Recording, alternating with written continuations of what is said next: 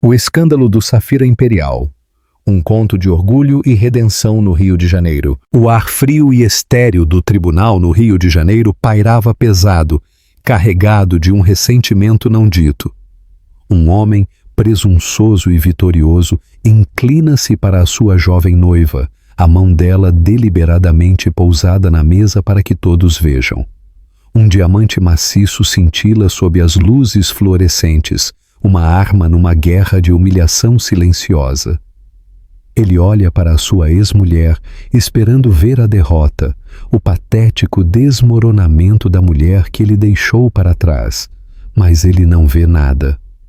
O que ele não sabe é que o verdadeiro drama não é sobre o passado que ele destruiu, mas sobre o futuro que ela silenciosamente construiu, um futuro tão espetacular que está prestes a fazer a sua exibição mesquinha parecer brincadeira de criança e deixar todo o tribunal, incluindo o juiz, completamente sem palavras. Os trâmites de divórcio de Isabela Mendes e Ricardo Oliveira, processo número 734 do Tribunal de Justiça do Rio de Janeiro, deveriam ser um assunto tranquilo e sem cerimônias.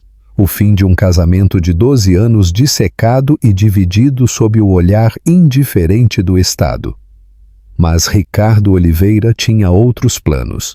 Para ele, este não era um final, era uma volta da vitória. Ele sentou-se na mesa do réu, uma imagem de sucesso impecável. O seu terno de linho Armani era afiado o suficiente para cortar a tensão na sala. A sua gravata de seda azul amarrada com precisão. Ao seu lado não estava o seu advogado, mas a sua noiva, Bianca Silva.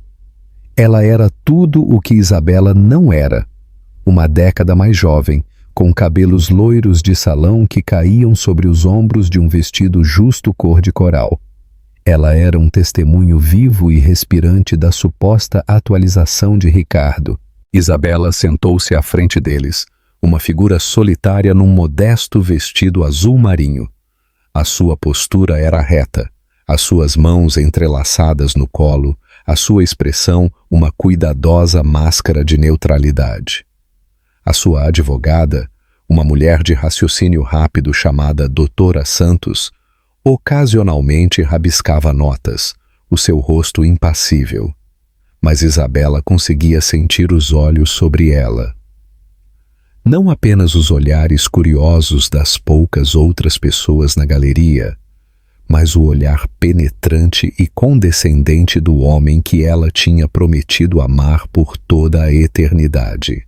Senhor Oliveira, a juíza doutora Lúcia Carvalho começou, a sua voz, um barítono baixo e cansado que tinha presidido milhares de tais tragédias domésticas. Estamos aqui para finalizar a divisão de bens e pensão de alimentos. Os seus documentos financeiros foram submetidos. Os da senhora Mendes também. Parece haver uma disparidade significativa. Ricardo sorriu, um subtil e predatório curvamento dos lábios. Ele inclinou-se para o seu advogado, Dr. Costa, um homem cujo cabelo lambido parecia refletir o charme oleoso do seu cliente. Eles trocaram um murmúrio de confiança antes de Costa se levantar. Meritíssima, Costa começou, a sua voz ecoando com uma gravidade fabricada. O meu cliente, o senhor Oliveira, tem sido mais do que generoso. Ele concordou em deixar a senhora Mendes ficar com o Jeep Renegade 2018, os seus bens pessoais, e ofereceu um acordo único de $250 mil. Dado que a senhora Mendes não tem filhos, nenhuma hipoteca para manter no imóvel conjugal que está a ser vendido. E, francamente, sem perspectivas de carreira significativas, acreditamos que esta é uma oferta excepcionalmente justa. Cada palavra era um dardo cuidadosamente direcionado. Sem perspectivas de carreira significativas. Era o refrão favorito de Ricardo, o mantra que ele tinha usado para a diminuir durante anos. A mandíbula de Isabela apertou-se infinitesimalmente, o único sinal externo da tempestade que se formava dentro dela.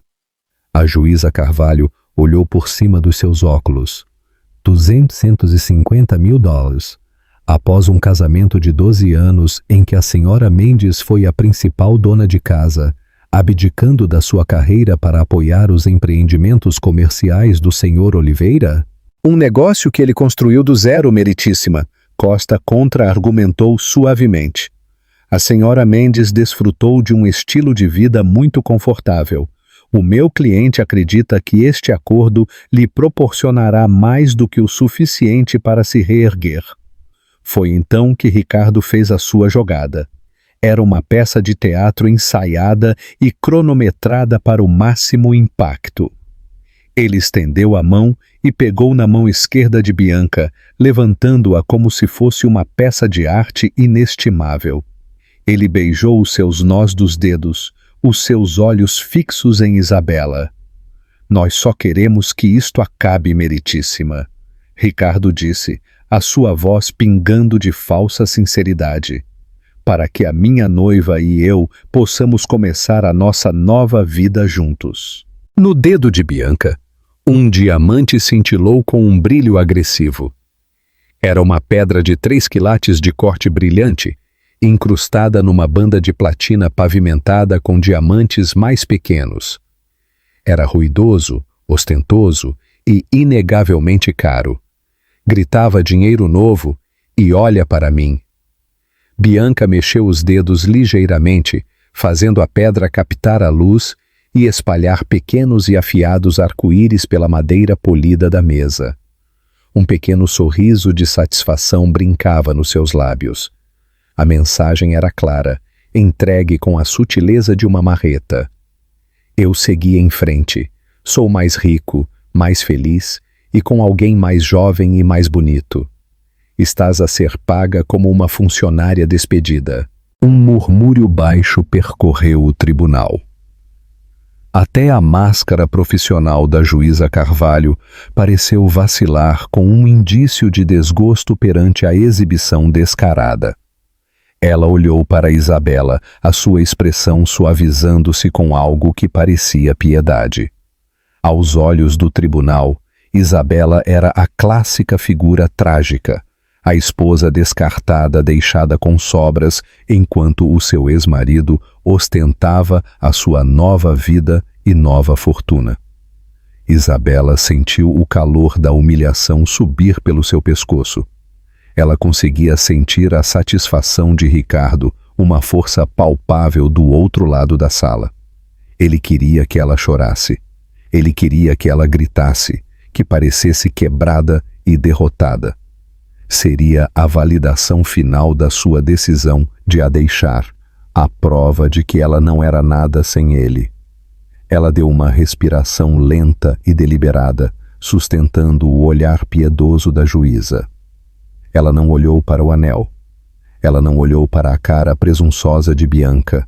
Ela olhou apenas para a juíza, um apelo silencioso para ser vista como algo mais do que a vítima nesta peça cuidadosamente construída. Doutora Santos colocou uma mão tranquilizadora no braço de Isabela por um momento antes de se levantar. Meritíssima, a minha cliente aprecia a performance do senhor Oliveira. No entanto, a sua avaliação da situação financeira dela está, para dizer o mínimo, desatualizada. Nós rejeitamos a sua oferta. Na verdade, vamos retirar completamente o nosso pedido de pensão de alimentos. O tribunal ficou em silêncio. O sorriso de Ricardo vacilou, substituído por um lampejo de confusão. Dr. Costa piscou, desorientado. Por que ela iria retirar o pedido? Era a única alavancagem que ela tinha. A juíza Carvalho inclinou-se para a frente, o seu interesse aguçado. Por que motivo, doutora Santos? A senhora Mendes subitamente recebeu uma herança? Não é uma herança, meritíssima, disse a doutora Santos, a sua voz clara e firme. Uma mudança de circunstância, uma muito significativa. Ricardo bufou audivelmente, uma risada curta e latindo. Uma mudança de circunstância. O que ela finalmente vendeu, algumas das suas pequenas pinturas em aquarela, numa feira de artesanato na Praça General Osório. O insulto pairou no ar, pingando com uma década de desprezo acumulado. Isabela fechou os olhos por um breve segundo, não de dor, mas para se centrar. Quando os abriu, a máscara de neutralidade tinha desaparecido. No seu lugar estava uma calma tranquila e inabalável. A calma antes da tempestade. 12 anos atrás, parecia uma vida inteira. Isabela Mendes e Ricardo Oliveira conheceram-se, não numa sala de reuniões ou num coquetel na Lagoa, mas na biblioteca da PUC-Rio. Ela era uma estudante de pós-graduação motivada e apaixonada a trabalhar no seu doutorado em História da Arte Brasileira. A sua especialidade era a proveniência da arte modernista e barroca, um campo que exigia pesquisa meticulosa, um olhar atento e um profundo amor pelas histórias que os objetos podiam contar. Ele era um ambicioso estudante de MBA, todo ângulos afiados e ambição mais afiada ainda, que lhe disse que amava a sua inteligência. No início era inebriante. Ricardo era uma força da natureza. Ele era charmoso, decisivo e via um mundo de oportunidades. Ele estava a começar uma empresa de desenvolvimento imobiliário na Barra da Tijuca e falava em construir um império. Isabela, perdida no mundo silencioso e empoeirado de arquivos e museus, foi arrebatada pela sua energia. Ele fê-la sentir-se parte da sua grande visão. És demasiado inteligente para estares presa numa biblioteca, Isa. Ele dizia, usando o diminutivo que ela não gostava. Com o teu olho para detalhes e estética, podias ajudar-me. Podíamos construir isto juntos. Ela acreditou nele. Ela suspendeu o seu doutorado.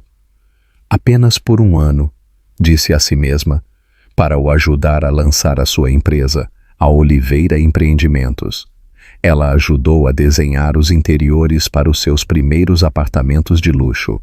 O seu gosto era impecável, criando espaços que pareciam luxuosos e vividos. Os imóveis vendiam-se rapidamente e por um preço premium. 1 ano tornou-se 2, depois 5. A sua tese de doutorado juntava pó numa caixa no sótão. A empresa de Ricardo cresceu e o seu ego também. O seu papel mudou de uma parceira valorizada para uma assistente não paga e não reconhecida. Ela geria o seu calendário social cada vez mais complexo.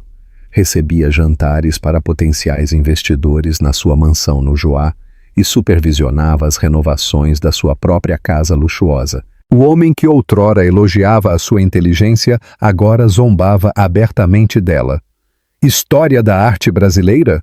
Ele ria em jantares. A Isabela ia ser uma professora. Consegues imaginar-te a discutir quem pintou qual anjo barroco há 300 anos? Eu salvei-a de uma vida de pobreza e roupas de algodão. Os convidados riam educadamente, e Isabela sorria um sorriso tenso e praticado. Cada riso era um pequeno corte, sangrando a sua confiança gota a gota. Ele chamava as suas paixões hobbies.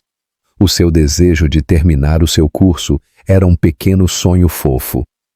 Ele era o arquiteto, não apenas de edifícios, mas da bela e sufocante gaiola que ele tinha construído à sua volta. O ponto de ruptura não foi um único evento dramático, mas uma lenta e esmagadora realização. Aconteceu no seu 10º aniversário. Ricardo tinha se esquecido, mas ao ser lembrado pela sua secretária, ele mandou entregar um presente em casa. Era um colar, uma pesada corrente de ouro, com um grande e genérico pingente de diamante.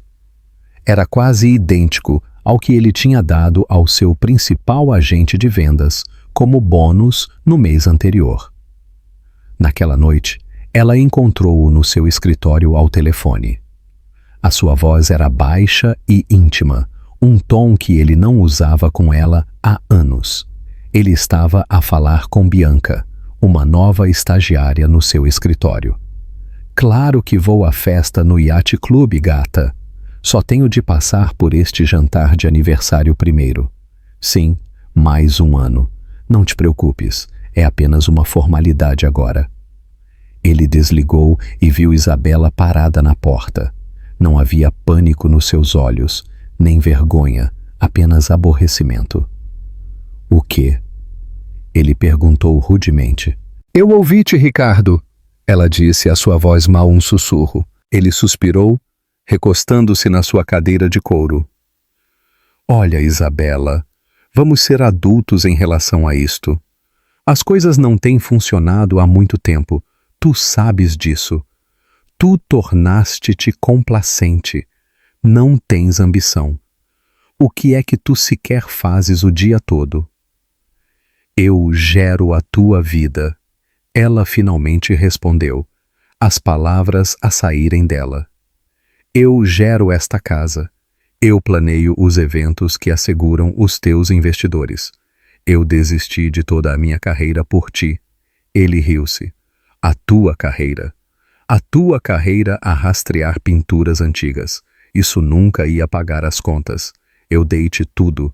Esta casa, os carros, as roupas. Tu tens uma vida que outras mulheres matariam para ter. E estás a reclamar porque estás aborrecida. Foi naquele momento que o amor morreu, substituído por uma clareza fria e dura. Ela não era a sua parceira. Ela era um ativo. E um ativo que estava a desvalorizar-se. Ele não a via. Ele via um item na sua folha de balanço pessoal. Ela partiu no dia seguinte. Ela não fez uma cena. Ela arrumou 2 malas, pegou no Jeep Renegade, que ele tão magnanimamente a tinha deixado ficar, e mudou-se para um pequeno apartamento que ela alugou com as últimas economias de uma conta pré-nupcial que a sua avó tinha deixado. Os primeiros meses foram um borrão de luto e libertação. Ela estava aterrorizada e exultante. Ela inscreveu-se num curso online para terminar a sua tese de doutoramento. Para se sustentar, ela começou um pequeno serviço de consultoria de arte online, ajudando colecionadores menores a verificar e valorizar as suas peças. Era uma ninharia, mal o suficiente para cobrir o seu aluguel e as contas. Foi durante este tempo, enterrada em pesquisa para a atribuição de uma tela colonial de um cliente, que ela tropeçou em algo. Um artigo numa revista acadêmica obscura de anos atrás, escrito por uma então desconhecida acadêmica, que propunha um método radical e novo para identificar os desenhos subjacentes de mestres coloniais brasileiros, usando imagens multiespectrais. O nome da acadêmica era Isabela Mendes. Era um trabalho que ela tinha escrito para um seminário de pós-graduação. Um trabalho que Ricardo tinha uma vez chamado de exercício acadêmico inútil. Por capricho, ela atualizou o trabalho com novas pesquisas e dados a que tinha acesso através do portal online da sua universidade. Ela publicou-o em alguns fóruns acadêmicos e no seu modesto site profissional, sem pensar mais nisso. Isso foi há 6 meses. 6 meses antes de se encontrar num tribunal, a ouvir aquele mesmo homem declará-la inútil para o mundo, enquanto ele se preparava para colocar um anel espalhafatoso no dedo da mulher que a tinha ajudado a desmantelar a sua vida. Ele pensava que conhecia a sua história. Ele pensava que tinha escrito o capítulo final. Ele não fazia ideia de que ela tinha começado um livro completamente novo. De volta ao tribunal, a juíza Carvalho ajustou as suas vestes, os seus olhos afiados e focados. Uma mudança de circunstância, doutora Santos. Por favor, ilumine-nos.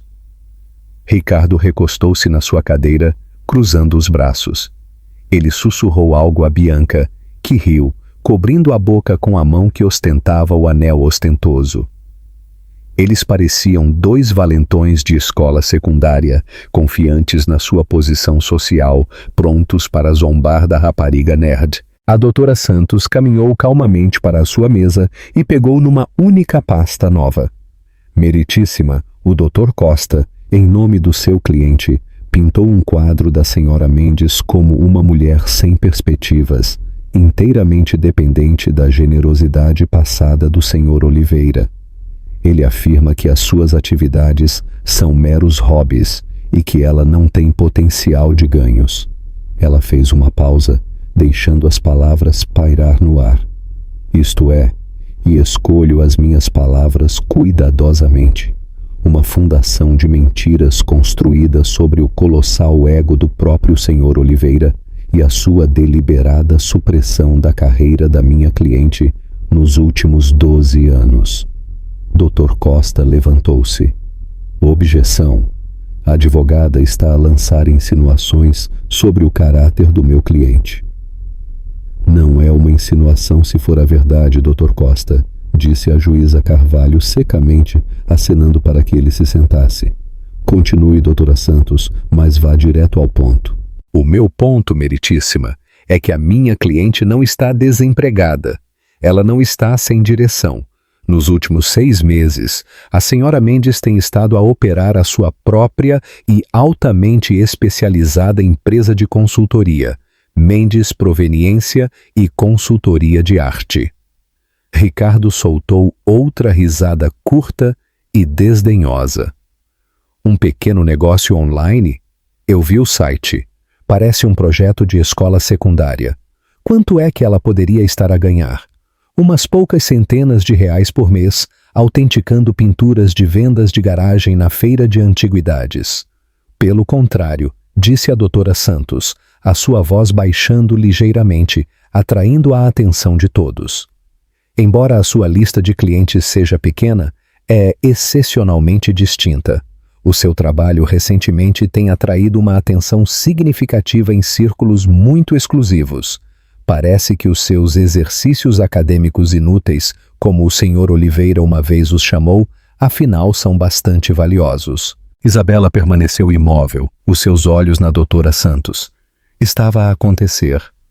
O trabalho silencioso, as noites solitárias passadas no seu pequeno apartamento, rodeada por livros e arquivos digitais, estava prestes a ser trazido para a luz dura daquele tribunal. Uma parte dela estava aterrorizada, mas uma parte mais forte sentia um surto de poder justo. A doutora Santos continuou. Devido a este sucesso e a um desenvolvimento muito positivo recente na sua vida pessoal, a senhora Mendes já não necessita ou deseja qualquer ligação financeira com o senhor Oliveira. Portanto, estamos a retirar a nossa reivindicação de pensão de alimentos. Apenas pedimos a divisão 50-50 do preço de venda do imóvel conjugal, como é padrão, e que lhe seja permitido recolher o resto dos seus materiais de pesquisa pessoais da propriedade. Ricardo estava agora a parecer genuinamente perplexo. Isto não estava a ir de acordo com o seu guião. Ele tinha esperado uma luta, lágrimas, um apelo desesperado por mais dinheiro. Esse era o papel que Isabela deveria desempenhar. A sua recusa em precisar dele, o seu calmo desprezo pelo dinheiro dele, era mais insultuoso do que qualquer exigência poderia ter sido. Desfazia a narrativa que ele tinha construído para si mesmo, aquela em que ele era o vitorioso magnânimo, concedendo caridade ao derrotado. Então é isso? O Dr. Costa perguntou, olhando para suas notas confuso. Vocês estão a retirar a reivindicação de pensão de alimentos depois de toda essa agitação na mediação? As circunstâncias mudam, Dr. Costa, a doutora Santos respondeu. A juíza Carvalho olhou da doutora Santos para Isabela, um novo respeito a nascer nos seus olhos. Isto é altamente incomum, mas se a senhora Mendes está financeiramente segura e deseja retirar a reivindicação, o tribunal não se oporá. Há mais alguma coisa? O Dr. Costa, parecendo atordoado, apenas abanou a cabeça. Ricardo afundou-se na sua cadeira, o seu rosto pálido. Ele olhou para Bianca. O júbilo triunfante tinha desaparecido do seu rosto, substituído por um ciúme cru e nu que era feio de se ver. Ela estava a olhar para o anel de Isabela, depois para o seu próprio, e o cálculo era evidente. Ela tinha atrelado o seu carro a um desenvolvedor imobiliário regional, enquanto a esposa descartada de alguma forma tinha conseguido um rei. O seu diamante já não parecia um troféu, parecia um prêmio de consolação. A guerra tinha acabado. Ricardo tinha chegado ao tribunal armado com um canhão, pronto para obliterar a dignidade de Isabela. Ele não tinha percebido que ela estava prestes a chegar com uma arma de um poder tão devastador que tornava todo o seu arsenal obsoleto sem disparar um único tiro. E a parte mais aterrorizante para ele era que ele não tinha absolutamente nenhuma ideia de como ela tinha feito isso. Os trâmites do tribunal terminaram num borrão de formalidades legais. O martelo caiu com um baque surdo, dissolvendo oficialmente o casamento de Mendes e Oliveira. Ricardo e Bianca praticamente fugiram da sala, a sua retirada despojada de toda a sua bravata anterior. Eles não disseram uma palavra, o espaço entre eles agora preenchido com a precipitação tóxica do ciúme e do ego esmagado. Assim que a sala se esvaziou, apenas Isabela e a doutora Santos permaneceram a arrumar as suas pastas. A juíza Carvalho ainda estava na bancada a arrumar papéis, mas ela parou e olhou para Isabela. "Senhora Mendes", ela disse, o seu tom já não apenas profissional, mas tingido de genuína curiosidade. "Para o que vale, parabéns por tudo." "Obrigada, meritíssima", Isabela respondeu, a sua voz suave, mas firme. Foi a primeira vez que ela falou em quase uma hora. Lá fora do tribunal, o ar carioca parecia fresco e limpo. O peso dos últimos 12 anos, um fardo que ela nem sequer tinha percebido totalmente que estava a carregar, parecia levantar dos seus ombros. "Tu foste brilhante, doutora Santos", Isabela disse, virando-se para a sua advogada. "Eu apenas apresentei os fatos", a doutora Santos sorriu. "Tu fizeste todo o trabalho difícil."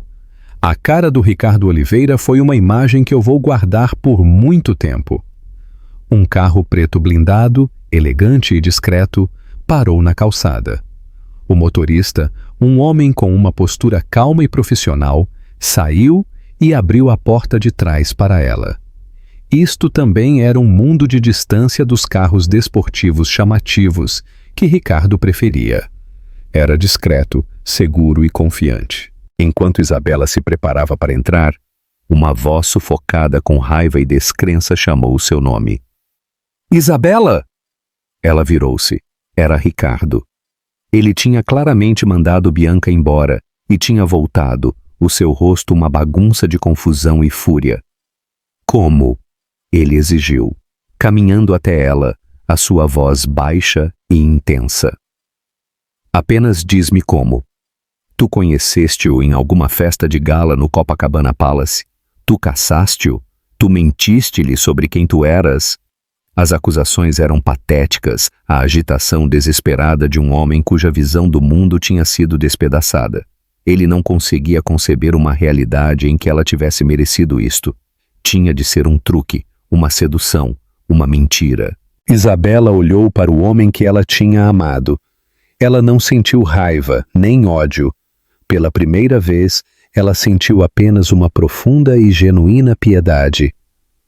Ele estava tão preso no seu mundo de relações transacionais e símbolos de status que ele não conseguia ver a verdade, mesmo que ela estivesse parada bem à frente dele. "Tu queres mesmo saber, Ricardo?"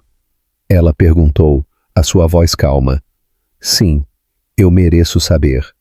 "Não, tu não mereces nada." Ela corrigiu-o gentilmente. "Mas eu vou dizer-te de qualquer maneira.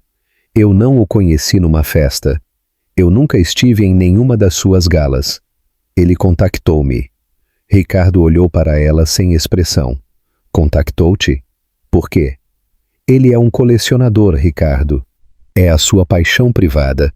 Ele possui uma das mais significativas coleções privadas de arte brasileira do mundo. E há 6 meses, ele estava numa disputa com uma grande casa de leilões sobre a atribuição de uma pintura que ele estava a planear adquirir. Uma peça de Manuel da Costa Ataíde. Ela deixou a informação assentar. O rosto de Ricardo permaneceu inexpressivo. O nome não significava nada para ele. Os especialistas da casa de leilões tinham uma opinião. Isabela continuou. Dom Pedro Vasconcelos, o colecionador, tinha a sua própria teoria. Enquanto a sua equipa estava a pesquisar, um dos seus jovens historiadores de arte encontrou um trabalho num fórum acadêmico obscuro. Um trabalho que propunha uma nova metodologia para identificar desenhos subjacentes usando imagens multiespectrais, provando que certas pinceladas e pigmentos previamente atribuídos ao mestre eram, de facto, do seu principal aprendiz. O reconhecimento, primeiro fraco, depois horrivelmente brilhante, amanheceu nos olhos de Ricardo. O trabalho, Isabela disse, foi um que eu escrevi na pós-graduação. Aquele que tu me disseste que era um exercício acadêmico inútil que eu deveria deitar fora. Eu tinha-o atualizado e publicado online. Dom Pedro leu-o. Ele disse que era a peça mais brilhante e original de conhecimento de arte que ele tinha lido em 20 anos. Ele voou com toda a sua equipa para a sua fazenda histórica em Minas Gerais para uma reunião, e ele voou-me para lá com eles. A boca de Ricardo abriu e fechou, mas nenhum som saiu. O meu pequeno hobby, Ricardo, acabou por poupar a Dom Pedro Vasconcelos mais de 40 milhões AES. A pintura era de facto o trabalho do aprendiz. Ele ficou impressionado. Ele contratou-me como consultora para a fundação privada da sua família para supervisionar a autenticação de toda a sua coleção. Ele pagou-me um salário que era mais do que o acordo que tu acabaste de me oferecer. Ela olhou para o magnífico anel no seu dedo. Nós passamos os próximos meses a trabalhar juntos em arquivos, em cofres de museus, na sua biblioteca. Nós conversamos por horas sobre arte, sobre história, sobre livros. Ele não se importava com o que eu vestia ou se eu conhecia as pessoas certas. Ele apaixonou-se pela minha mente. A mente que tu te esforçaste tanto para me convencer que era inútil. Ela fez uma pausa, dando o golpe final e silencioso. Este anel, ele não o comprou. Pertencia à sua avó. Ele disse que estava à espera de uma mulher que entendesse que o seu maior valor não era nos quilates, mas na sua história, na sua proveniência. Proveniência. A paixão da sua vida. A própria palavra a definia. Ricardo parecia completamente derrotado. Era pior do que ele poderia ter imaginado. Ela não tinha ganho a lotaria. Ela não tinha seduzido um homem rico. O seu sucesso, a sua nova vida, a sua incrível história de amor. Tudo nasceu da própria essência dela, que ele tinha zombado, diminuído e tentado extinguir. Ele não a tinha apenas perdido, ele tinha fundamentalmente mal interpretado o seu valor. Ele tinha deitado fora uma obra-prima inestimável, porque era incapaz de ver além da sua simples moldura. Sem mais uma palavra, Isabela virou-se e entrou no carro à espera. Enquanto ele se afastava da calçada, ela não olhou para trás. Ela estava a olhar para a frente, para um futuro que era mais brilhante do que qualquer diamante. Um futuro que ela tinha construído, não casando com um bilionário, mas finalmente, verdadeiramente tornando-se ela mesma. O carro moveu-se silenciosamente através do trânsito carioca, um casulo tranquilo, isolando Isabela do barulho do mundo que ela estava a deixar para trás. Ela sentiu uma profunda e tremenda inspiração a ser libertada dos seus pulmões, uma respiração que ela parecia ter estado a segurar por mais de uma década. O safira imperial no seu dedo era fresco contra a sua pele, uma prova sólida e tangível da sua nova realidade. O carro não a levou para uma nova mansão ou para uma cobertura de luxo. Levou-a para a Biblioteca Nacional do Rio de Janeiro. Ela caminhou pelos grandes salões ecoantes, o cheiro de papel velho e madeira polida um conforto familiar. Ela encontrou-o não numa sala privada, mas sentado numa longa mesa pública na sala de leitura principal, com um livro aberto à sua frente, parecendo completamente à vontade entre os estudantes e estudiosos. Dom Pedro Vasconcelos levantou o olhar quando ela se aproximou, e um sorriso quente e genuíno transformou o seu rosto. Ele não era classicamente bonito da maneira que Ricardo era. O seu rosto estava marcado com pensamentos e risos. O seu cabelo era mais grisalho do que preto, mas os seus olhos eram afiados, inteligentes e cheios de uma bondade que ela agora sabia que era a sua característica definidora. Ele levantou-se e puxou-a para um abraço gentil, a sua mão repousando na parte inferior das suas costas. "Está feito", ela disse calmamente, a sua voz abafada contra a camisa de linho macia dele. "Eu nunca tive qualquer dúvida", ele murmurou no seu cabelo. "Estás bem?" "Eu estou mais do que bem", ela disse, afastando-se para o olhar. "Eu sinto-me livre." Ele pegou na sua mão, o seu polegar, acariciando o intrincado cenário do anel. "Eu estava a ler sobre as Irmandades do Aleijadinho. Isso fez-me pensar em ti. Não houve conversa sobre o caso do tribunal, nenhuma alegria pela derrota de Ricardo, nenhuma menção ao valor monetário das suas fortunas combinadas. A sua ligação existia num plano diferente, um tecido de curiosidade intelectual partilhada e profundo respeito mútuo. Ele não a tinha resgatado, ele tinha a reconhecido. Ele viu a obra-prima que Ricardo tinha deixado coberta por uma folha empoeirada no sótão. "Sabias", ele disse, os seus olhos a cintilar, "que alguns historiadores de arte acreditam que o segredo para o sucesso do ateliê de Mestre Ataíde foi uma mulher modesta chamada Catarina, a sua principal preparadora de pigmentos, que tinha um olho incomparável para a cor. Ela é mal uma nota de rodapé na história, mas ele estava perdido sem ela." Isabela sorriu, um sorriso verdadeiro e radiante que chegou aos seus olhos. "Eu acho que eu gostaria de ler sobre ela." Ele fechou o seu livro e pegou no braço dela. "Eu tenho uma primeira edição na minha biblioteca. Vamos para casa." Casa. A palavra ressoou com um significado que nunca tinha tido antes. Não era uma casa. Era uma pessoa. Enquanto isso, a quilômetros de distância, numa cobertura estéril e branca em Ipanema, que de repente parecia pequena e temporária. Ricardo Oliveira serviu-se de um terceiro copo de uísque escocês caro.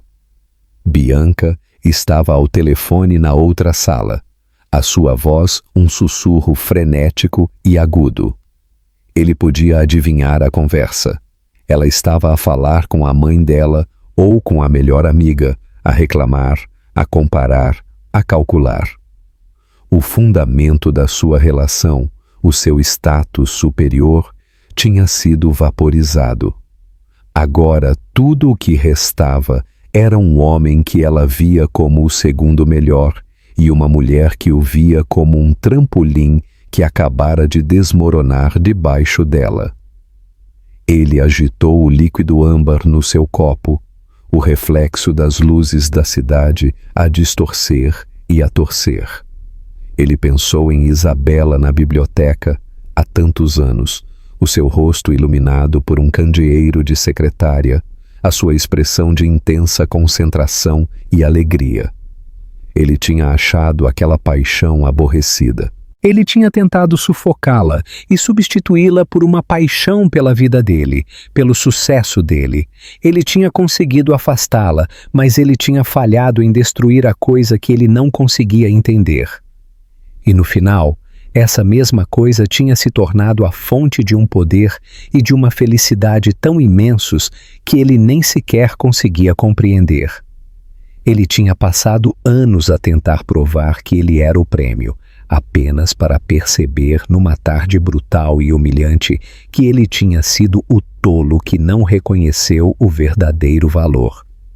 Ele tinha possuído uma obra-prima e, na sua ignorância, tinha-a deitado no lixo, nunca uma vez percebendo o seu valor, até que a viu lindamente emoldurada pendurada na parede de um palácio.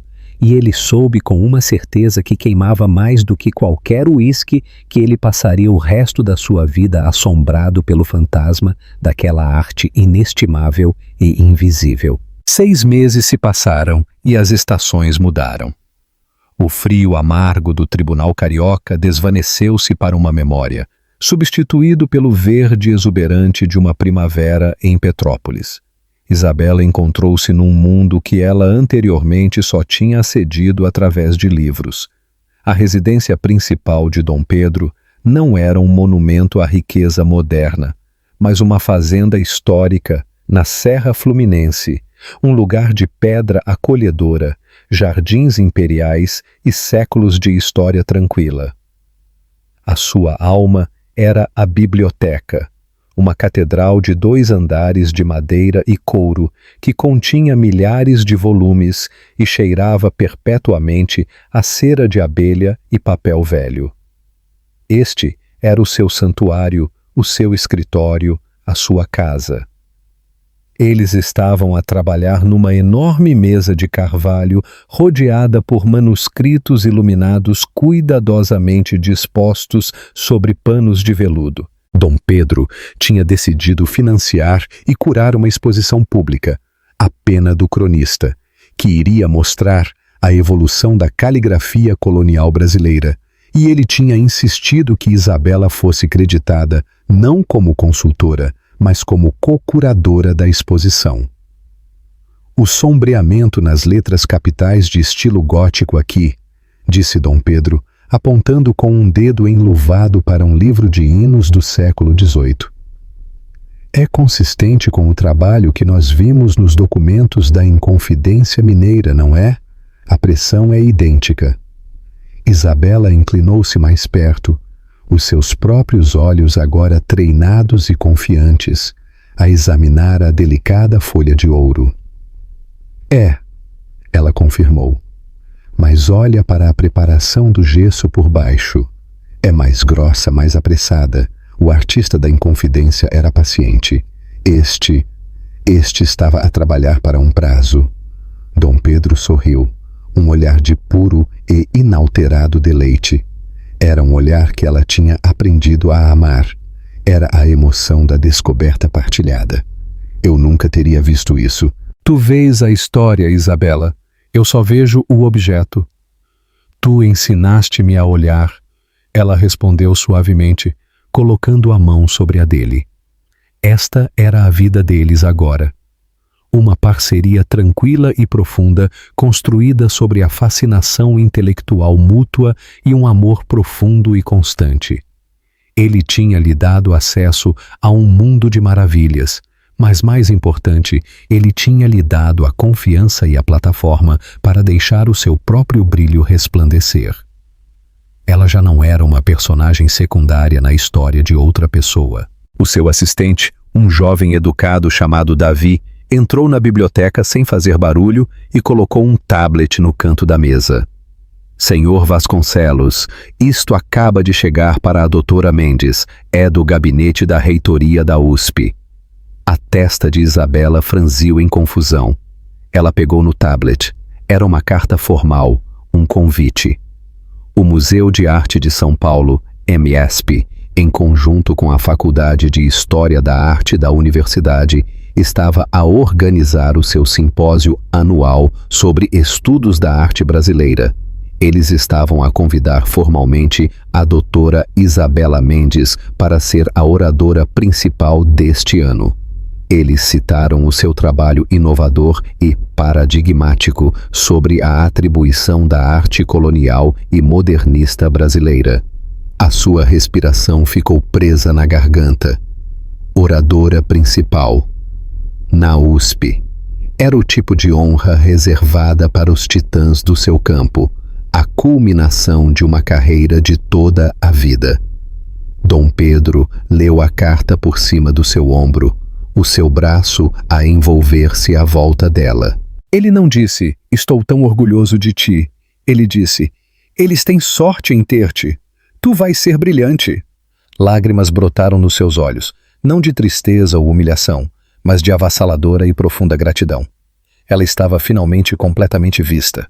Enquanto o mundo de Isabela se expandia, o de Ricardo Oliveira estava a encolher rapidamente. O choque inicial da derrota no tribunal tinha se tornado numa queda prolongada e agonizante.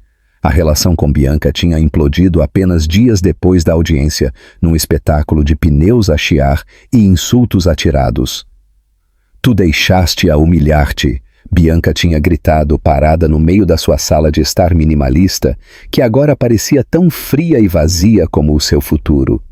Ela tinha atirado o anel de diamante de 3 quilates para ele. Ele tinha escorregado pelo chão de mármore com um som patético e metálico. Tu eras para ser o vencedor.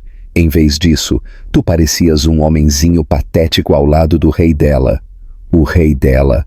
O que é que eu vou dizer às pessoas que o meu noivo foi trocado pelo Dom Pedro Vasconcelos? A raiva dela não era sobre a dor dele ou a sua perda. Era sobre a sua própria imagem no espelho rachado do status dele. Ele viu com uma clareza nauseante que ela nunca o tinha amado. Ela tinha amado a ideia dele. Uma ideia que ele próprio tinha fabricado tão cuidadosamente. Quando essa fabricação foi despedaçada pelo Safira Imperial, o afeto dela também foi.